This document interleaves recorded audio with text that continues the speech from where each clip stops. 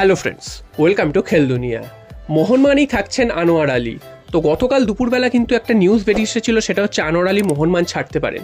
এই নিউজটা বেরিয়ে আসার পরেই মোহনমান সমর্থকদের মধ্যে একটা উদ্বেগ তৈরি হয়েছিল, কারণ মোহনমান যদি আনোয়ার আলীকে ছেড়ে দেয় বা আনোয়ার আলী যদি চলে যায়, সেক্ষেত্রে মোহনমান ডিফেন্সের কী অবস্থা হবে। কারণ মোহনমানের ডিফেন্সের কিন্তু অন্যতম স্তম্ভ ছিলেন আনোয়ার আলী।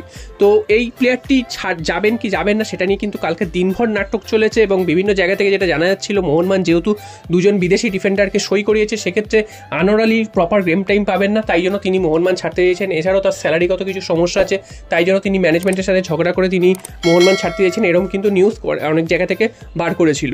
তো রাত্রির দিকে সেটাকে কিন্তু আরও অনেকটা সত্যি প্রমাণ করে দিচ্ছিল রঞ্জিত বাজাজের একটি টুইট। সেখানে তিনি জানিয়েছিলেন যে মোহনবাগান আনোয়ার আলীকে 1 বছরের লোন ডিলে নিয়েছিল, এবং ফিফা রুল অনুযায়ী কোনো লোন ডিল 1 বছরের বেশি মেয়াদ থাকতে পারে না। তো 1 বছর হয়ে গেলে সেই লোন ডিল শেষ হয়ে যায় এবং তাকে কিন্তু পুরোনো ক্লাবে ফিরে যেতে হয়।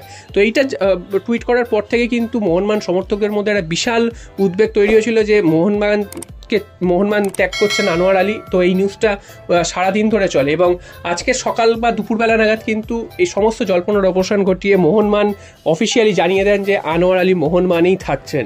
তার সাথে কতদিনের চুক্তি আছে বা তার সাথে কন্ট্রাক্ট কতদিনের সেটা কিন্তু জানা যায়নি, তবে মোহনবাগান ম্যানেজমেন্ট চেয়েছে এবং সেটা পায়নি, সেটা কিন্তু জেনারেলি হয় না। তো মোহনবাগান কিন্তু জানিয়ে দিয়েছে যে আনোয়ার আলী মোহনবাগানেই থাকছে, এবং মোহনবাগানেই কিন্তু এই মরশুমও তাকে খেলতে দেখা যাবে।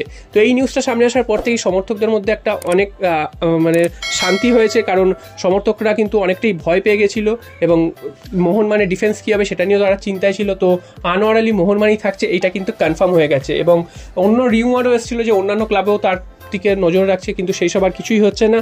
শেষ পর্যন্ত কিন্তু আনোয়ার আলীকে মোহনবাগানই রেখে দিতে পারছে। তো এরপর চলে আসি আরও একটা খবরে, সেটা হচ্ছে মোহনবাগানের ষষ্ঠ বিদেশি বা কোনো নতুন ইউরো কাপ আর আসছে কি না সেটা নিয়ে একটা জল্পনা চলছে। তো তার মধ্যে কিন্তু একটা নতুন নিউজ উঠে এসেছে, সেটা হচ্ছে রায়ান জ্যাক, যিনি সদ্য স্কটল্যান্ডের হয়ে ইউরো কাপ খেলেছেন। সেই প্লেয়ারটি হঠাৎ করেই মোহনবাগানকে বিভিন্ন সোশ্যাল মিডিয়ার সাইটে ফলো করা শুরু করেছে।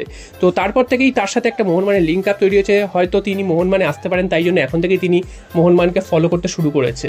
তো এখানে মোহনবাগানের সাথে তার লিঙ্ক আপ হয়েছে কি হয়নি সেই খবর এখনো জানা না গেলেও এটা মনে করা হচ্ছে মোহনবাগানকে ফলো করার এটাই কারণ জেসন কামিংস, তার সাথে কিন্তু এই প্লেয়ারটির ভালো একটা সম্পর্ক রয়েছে, তাই জন্য তিনি মোহনবাগানকে ফলো করতে পারেন, যেহেতু তার বন্ধু হয়।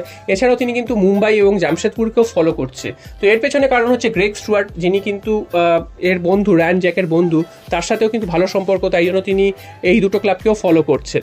তো এই একটা হতে পারে। এছাড়া কিন্তু মোহনবাগান তার সাথে যে লিঙ্ক আপ করেনি ভেতরে সেটা কিন্তু এখনো জানা যায়নি। যদি করে থাকে লিঙ্ক আপ, সেক্ষেত্রেও এই প্লেয়ারটি কিন্তু মন্দ হবে না, কারণ এই প্লেয়ারটির পজিশন হচ্ছে মিডফিল্ড, এবং মোহনবাগান কিন্তু মিডফিল্ডে এরকম একজন প্লেয়ার চাই, যেটা জনি কাউকে খেলে গেছেন। তো সেই রকম একটা রোলে কিন্তু কেউ হলে খুব ভালো হয়। তো এই প্লেয়ারটির 32 বছর বয়স, সদ্য ইউরো কাপ খেলেছেন, এবং স্কটল্যান্ডের জাতীয় দলের হয়ে কিন্তু বেশ কিছু ম্যাচ খেলেছেন, এবং ক্লাব ক্যারিয়ারে তিনি স্কটল্যান্ডেরই ক্লাব রেঞ্জার্স এবং আবেদিনে খেলে গেছেন।